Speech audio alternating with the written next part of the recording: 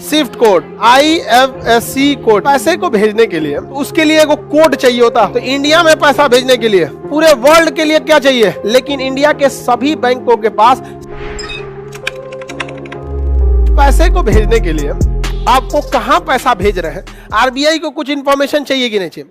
तो जिसमें भेज रहे हैं उसका क्या होना चाहिए? अकाउंट नंबर होना चाहिए। उस किस बैंक में भेज रहे हैं ये पता होना चाहिए। अब इसके अलावे समझिए, एक बड़े शहर में एक के बैंकवा के कई गो शाखा होती है, ब्रांच होती है।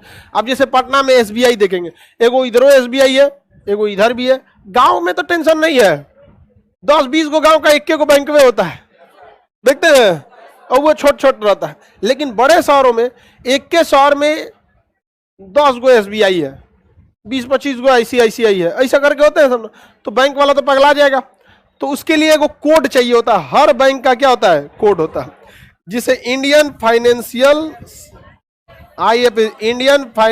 Service code, Indian financial service code, IFSC system code, Indian financial system code, IFSC code. कितने अक्षर का होता है? 11 अक्षर। शुरुआत के 4 अक्षर बैंक का नाम होता है, लास्ट के अक्षर उस शाखा का कोड होता है। समझ में आ गया कि नहीं आ गया? तो बताइए, भारत में कहीं भी पैसा भेजना है तो क्या लगेगा? IFSC code. लेकिन उसी बैंक के ब्रांच से उसी बैंक में भेजिएगा तो IFSC कोड की जरूरत नहीं है। जैसे चेन्नई से कोई बैठा आदमी SBI से पंजाब के किसी बैंक में SBI में भेजा तो IFSC लगेगा? सीधे ट्रांसफर है, क्योंकि उस बैंक के पास पता ही है कि उसका कहां कहां ब्रांच है, उसको क्या जरूरत है IFSC कोड की।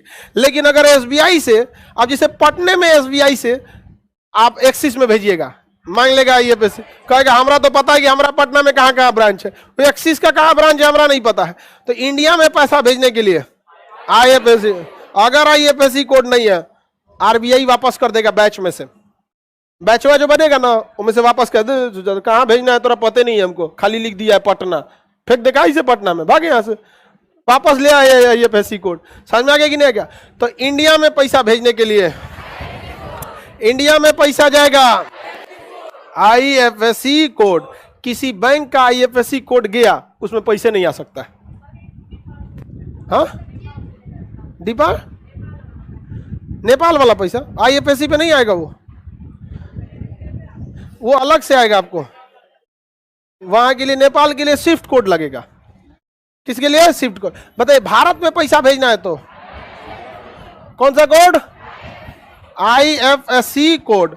और नहीं तो Swift, society for world wide international financial communication, Swift, SWIF,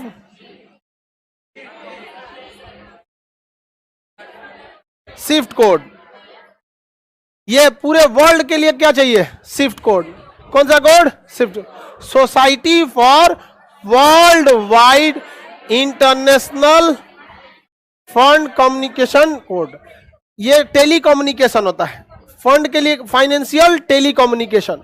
ये क्या होता है? टेलीकम्युनिकेशन होता है।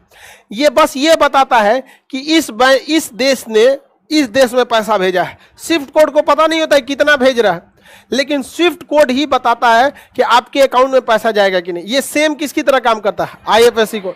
लेकिन अगर 20 इंटरनेशनल पैसा चाहिए तो स्विफ्ट कोड, इंटरनेशनल चाहिए तो स्विफ्ट कोड, और ऐसे इंडिया में चाहिए तो इंडिया के कमोबेश हर ब्रांच के पास अपना क्या है? IFSC। सबके पास ये है IFSC कोड। आपके पासबुक पे लिखा होता है और चेक के ऊपर लिखा होता है। लेकिन इंडिया के सभी बैंकों के पास स्विफ्ट कोड नहीं है। स्विफ्ट कोड सारे बैंकों के पास नहीं है, इसलिए सारे बैंक इंटरनेशनल पैसे को रिसीव नहीं कर सकते।